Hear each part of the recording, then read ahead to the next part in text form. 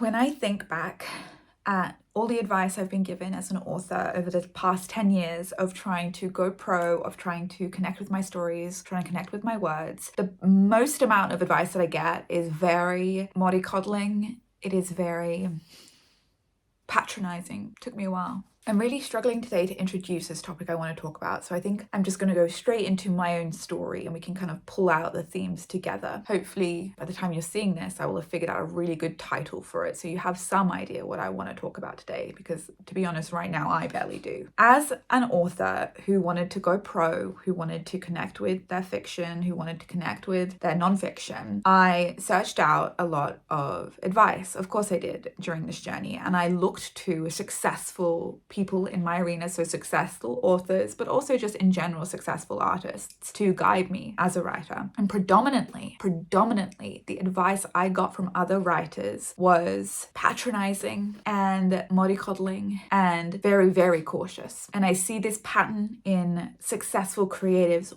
all the time, in that when they give advice to younger generations, people who are starting out, anyone who wants to do what they want to do, they caveat it with a plethora of excuses as to why they can do it, but you probably can't. And today I want to unpack this. I want to look at why it is so common for famous, successful authors to caveat their success and to insinuate that it is not for you, or that you probably won't be able to do what they can do, and to look at how we should be preparing to teach the next generations of artists and creatives. Like, as someone who, if I feel like I'm moving into an era of, more traditional creative success, I want to make sure that I am someone who does not repeat those same mistakes. I want to be a guiding light for creatives who want to do the same thing that I am doing. And I want to make sure that I am giving advice and taking up space in a way that is actually useful to people who might want to do something like I am doing. So am I going to name and shame a few authors today? I think so. And again, I'm not really shaming them. I think, again, there's a lot of cultural baggage that comes behind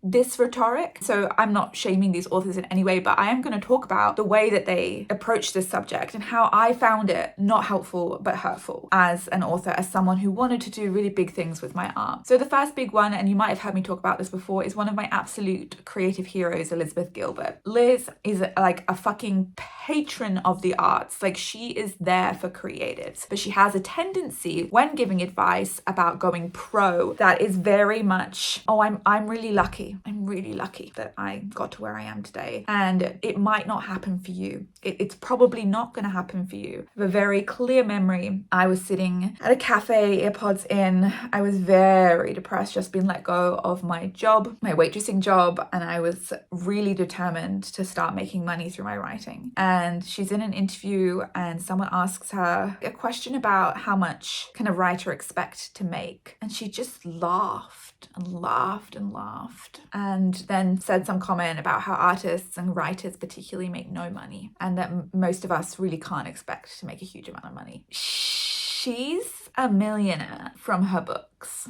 And I so understand why she's doing this. I think what happens is when we become successful as creatives, we almost get this sort of shame or guilt. Like, oh no, like I'm so privileged and I'm so lucky to be in this position. And she's right. She's extremely privileged and extremely lucky to be in that position. But our instinct then, as successful authors or successful artists, is to play down any agency we had in our own ascension. I'm one of the very lucky ones. I don't want it to be responsible for you trying to be an author just like me, because what if you fail? And I don't want you to blame me for your failure. I don't want to be the one that says, yeah, if you want to be an author, you can be an author, because what if you can't be an author and then I've told you can be an author? I'm not really sure if I'm articulating myself very well here, but this is just a topic that fucking frustrates the shit out of me. They don't want the responsibility of other people following in their footsteps because it can be a wild path. But there's something so gross to me about being in a position of creative success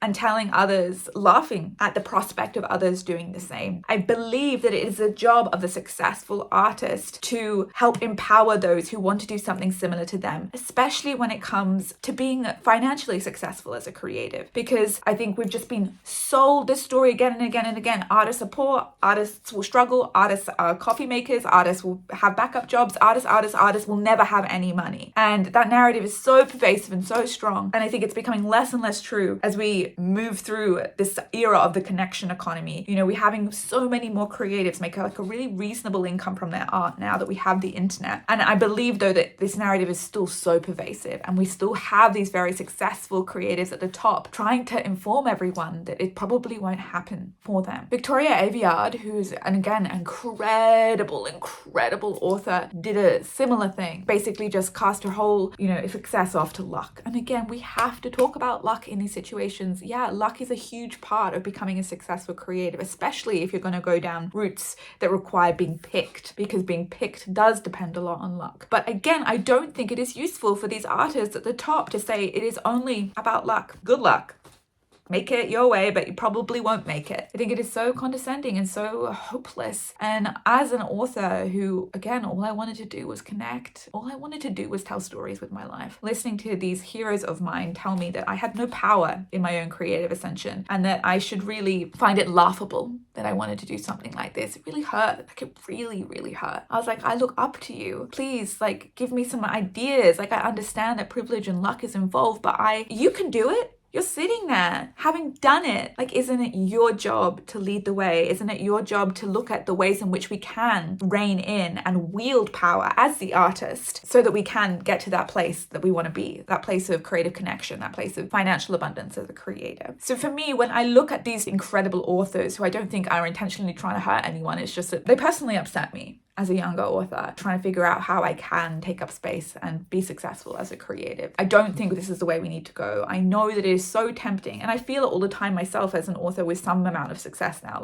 I want to make sure everyone knows that it can be quite hard. I don't want you to quit your job, because if you quit your job, what if it's my responsibility that you gave up it all to become an author? It's not my responsibility. It's yours. It's the author's. Why are we treating these artists like children? If they want to give up their job so that they can pursue creativity full time, then that's on them. It's not on any other creative. It's not on me. We're treating these creatives like children and mollycoddling them and telling them, oh, it's really nice that you're trying, but you have to be very lucky and you probably shouldn't quit your job. Let the artists choose. They're fully grown adults with incredible creative capabilities, and if they want to take risks, they should take risks. And if they want to make money, if they want to be successful with their art, then they should be allowed to pursue that, and they can pursue it, and it is possible for them to achieve their creative dreams. I look at authors like Brandon Sanderson, who is probably the most prolific fantasy author of our time. He does this very differently. He produces incredible educational content for authors, and he talks a lot about the state that publishing is in at the moment. He talks a lot about the luck that's involved. You know how he frames it? He frames it in, how can we navigate this? What can we do as authors, as new authors? How can we look at this and take advantage of this and figure out how we can thrive in spite of the difficulties and the luck that is involved in becoming a successful author or creative? I want more people who are very successful standing up and saying, let me show you the way. Let me figure out how to empower you as a creative to get to a similar place to where I am today. And I think that is the job of the successful creative, to support and love and believe in the artists that are coming up behind you. Instead of this ridiculous ingrained societal pessimism of, oh, I guess I just made it because I was really lucky, but I doubt you can, you could do it too. This has been the biggest rant, and I honestly couldn't tell you if it ever made sense. You need to prepare for your success. And when you are successful, or if you are already very successful, I want you to be the sort of successful creatives that empowers other creatives. Yes, this journey is incredibly difficult, but that doesn't mean it is impossible, and it doesn't mean it's our job as a successful creative to disempower others on this journey. It is our job to encourage other artists, to tell them the things that we can do, to strategize with them, to plan with them, to get excited with them about what it is they are doing. I'm very, very tired of being treated like a child because I have big creative dreams. And I want those who have made it to start holding artists with big dreams and guiding them to the places that they want to go, rather than trying to protect them from the good of their heart by warning them of all the pitfalls. I think that is really at the core of it. There are a lot of successful artists who think it's their job to warn early stage artists of the pitfalls. And I'm not saying you don't talk about them, but I'm saying saying it's not your only fucking job. And that instead of warning younger artists about the creative pitfalls, let's discuss them. How do we navigate them? How do we look around it? How do we figure out how to avoid it? How do we fix the fucking structural problems that are existing in our creative industries? These are the more helpful conversations, because the ones that are just cautionary, they are rooted in, I think, a place of creative shame and guilt for their own success, and they are not generous and not helpful, and I don't like them. So that's my creative rant for the day. I hope someone got something out of it, because I don't even really know where I went with it. But basically, I believe that we deserve creative support, and we deserve a lot of love from those who have already gotten somewhere, from those who have already found a lot of success. You deserve support from them. And when you become them, you deserve to support, you need to support this upcoming generation of artists. Okay, love you, bye.